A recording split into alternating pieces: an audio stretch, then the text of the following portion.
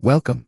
In this session, we will identify the appropriate use cases for the three primary cloud service types: infrastructure as a service, platform as a service, and software as a service.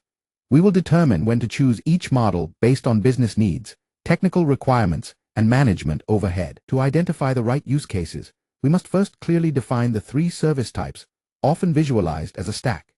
At the base, we have IaaS, which is essentially renting basic IT infrastructure servers, virtual machines, and networks on a pay-as-you-go basis. Moving up the stack, we find PaaS, which provides an on-demand environment for developing and managing software without worrying about the underlying infrastructure. At the top is SaaS, where you simply use a completed application hosted by the provider. Understanding this hierarchy is the first step in selecting the right tool for the job. This pyramid diagram illustrates the cloud service stack. At the bottom, in orange, is IaaS, representing the foundational hardware layer.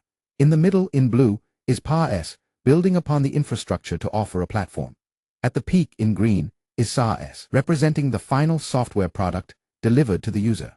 This visual hierarchy helps you remember that each layer abstracts away more complexity than the one below it. When should you use IaaS? The primary use case is the lift and shift migration. If you have legacy applications running in your data center and need to move them to the cloud without rewriting code, IaaS is the answer because it replicates your on-premises environment using virtual machines. Another key use case is test and development. Teams can rapidly spin up environments to test new software and dismantle them immediately after, paying only for what they use. Finally, IaaS is ideal for handling massive storage, backup, and recovery needs, allowing you to scale data capacity without capital expenditure on physical hard drives. This flowchart visualizes the IaaS selection process. We start with an on-premises legacy app. The action is to migrate it directly to an IaaS virtual machine. The decision node asks if you need control. If the answer is yes, you proceed with IaaS to manage OS and config. If no, the flow suggests considering PaaS. This highlights that IaaS is the correct choice when retaining control over the operating environment is a requirement. PaaS is the appropriate choice when your focus is on creating code or analyzing data, not managing servers. A primary use case is web and mobile application development. Developers can deploy apps instantly without configuring the underlying servers or networks. PaaS is also the standard for analytics and business intelligence. It allows you to use powerful tools like Azure SQL Database or Azure Synapse to process data, where the provider manages the database software, licensing, and patching. This model maximizes developer productivity by removing administrative burdens.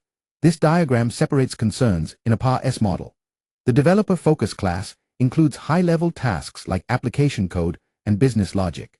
The provider manages class lists infrastructure tasks like operating system, database patching, and middleware. The dotted arrow shows that the developer relies on the provider's managed foundation, visually reinforcing that PaaS enables you to focus on the application layer. SaaS is the best fit when you need a standard solution for a common business problem.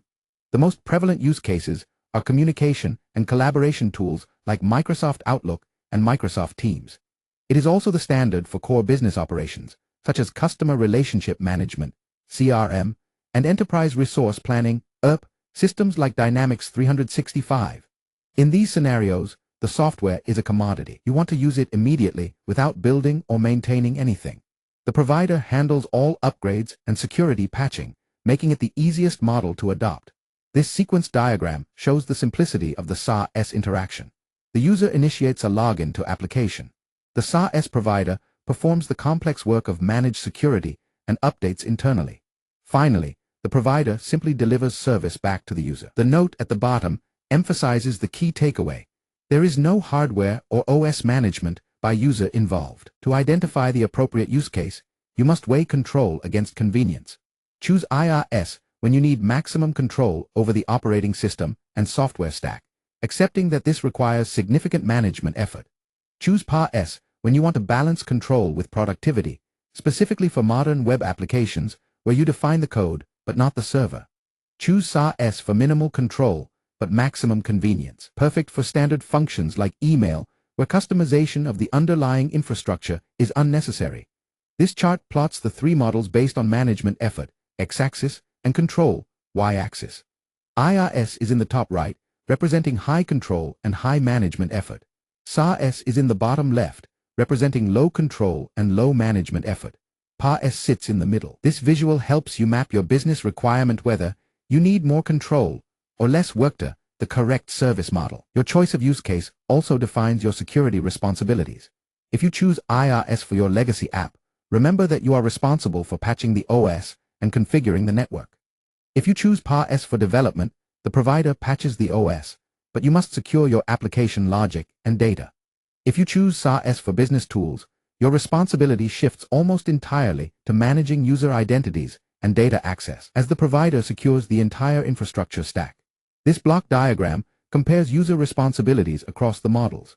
In the IaaS column, the user manages OS plus data. In PaaS, the responsibility shrinks to app plus data. In SaaS, it shrinks further to just data plus access. This visually demonstrates how the user's security burden decreases as they move from IaaS to PaaS to SaaS. In summary, identifying the right cloud service type is about matching the solution to the problem. Use IaaS when you need to replicate a data center or migrate legacy apps with specific OS dependencies. Use PaaS when you are a developer building custom applications and want to avoid infrastructure headaches. Use SaaS for standard business processes like email, finance, and collaboration, where renting a solution is more efficient than building one. This summary mind map branches out from cloud use cases to the three main models. IaaS branches to lift and shift and virtual machines. PaaS connects to app dev and databases. SaaS links to Microsoft 365 and CRM/ERP. This simple visual recap serves as a quick reference guide for mapping business scenarios to the correct cloud service type.